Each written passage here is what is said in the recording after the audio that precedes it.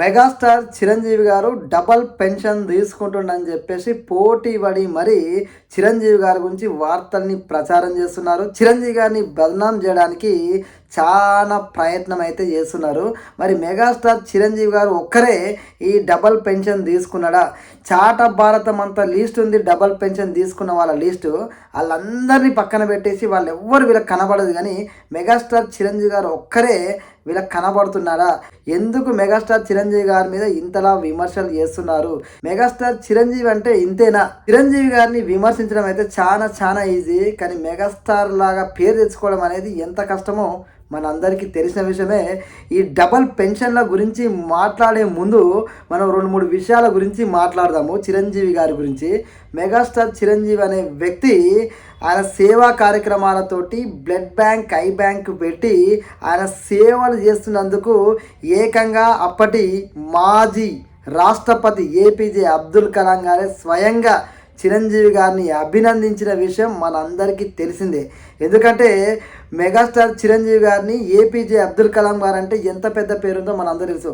అలాంటి ఏపీజే అబ్దుల్ కలాం గారే చిరంజీవి గారు చేస్తున్న సహాయాలకి, ఆయన చేస్తున్న సేవా కార్యక్రమాలకి మెచ్చి ఆయన్ను గౌరవించిందంటే ఇది చిరంజీవి గారి యొక్క గొప్పతనం.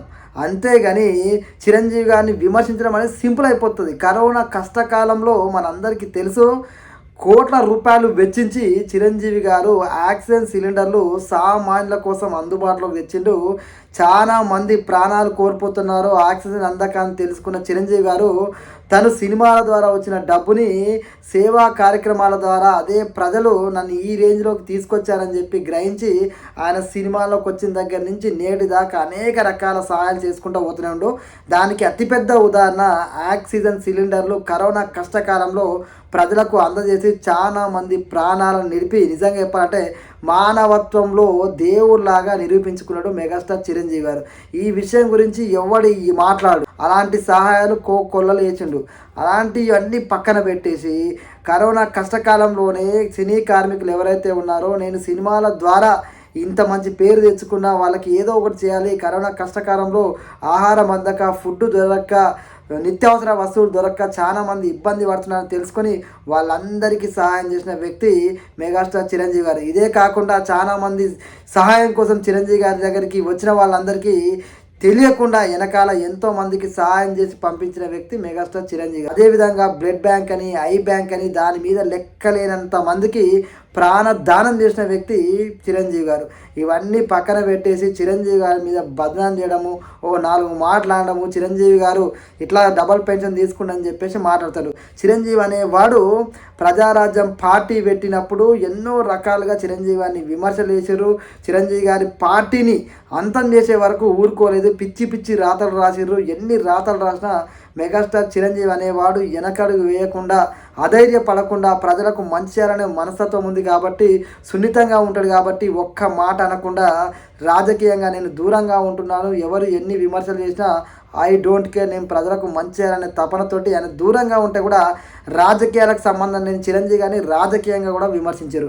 కేవలం చిరంజీవి గారి ఇంత ఎత్తుకు ఎదిగిండు ఎవరి సపోర్ట్ లేకుండా, అదేవిధంగా రాజకీయాల్లోకి వచ్చి ఫెయిల్ అయినా కూడా ఆయన పేరులో మాత్రం మార్పు రావట్లేదు, ఆయనకు పేరు రోజు రోజుకు పెరుగుతుంది కానీ తగ్గట్లేదని ద్వేషం, ఈర్ష పెంచుకొని చిరంజీవి గారిని బద్నాం చేసే ప్రయత్నం చేశారు.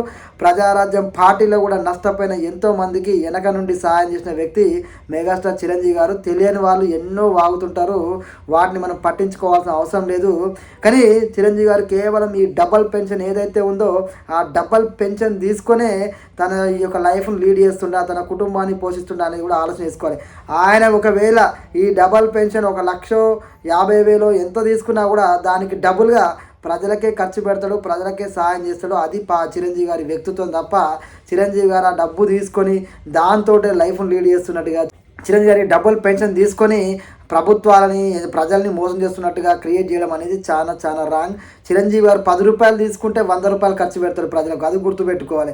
అంతేగాని చిరంజీవి గారు ఆ డబ్బుతోటే తన లైఫ్ని లీడ్ చేస్తున్నట్టుగా, అసలు అది లేకపోతే ఆయన లైఫే లేనట్టుగా ఇట్లా చేయడం అయితే కరెక్ట్ కాదు. చిరంజీవి గారిని బదనాం చేయడానికి చేస్తున్న ప్రయత్నమే తప్ప చాలా మంది ఉన్నారు ఆ లిస్ట్లో.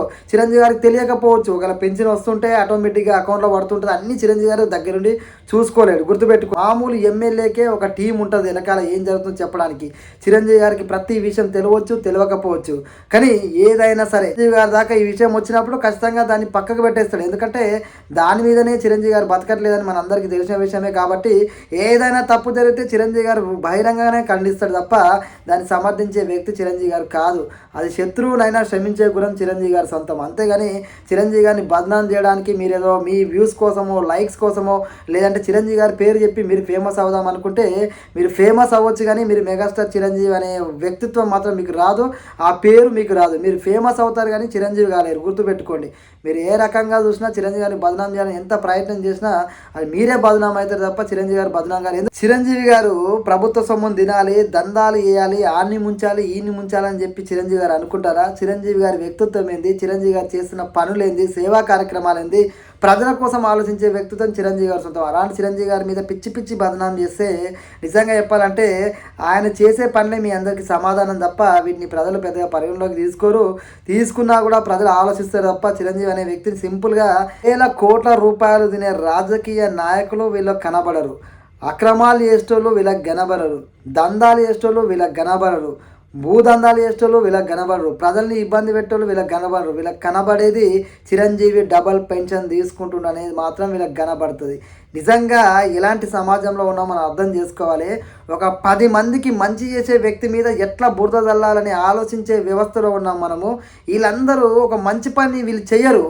ఈ చిరంజీవి లాంటి వాళ్ళు సహాయాలు చేస్తూ మంచి పనులు చేస్తున్న వాళ్ళని ఎట్లా బదనాం చేయాలని చెప్పి వెనకాల గుంట నక్క లెక్క ఎదురు చూస్తారు. ఇలాంటి వాళ్ళకి ప్రజలు బుద్ధి చెప్పాలి. బుద్ధి చెప్పే టైం ఖచ్చితంగా వస్తుంది.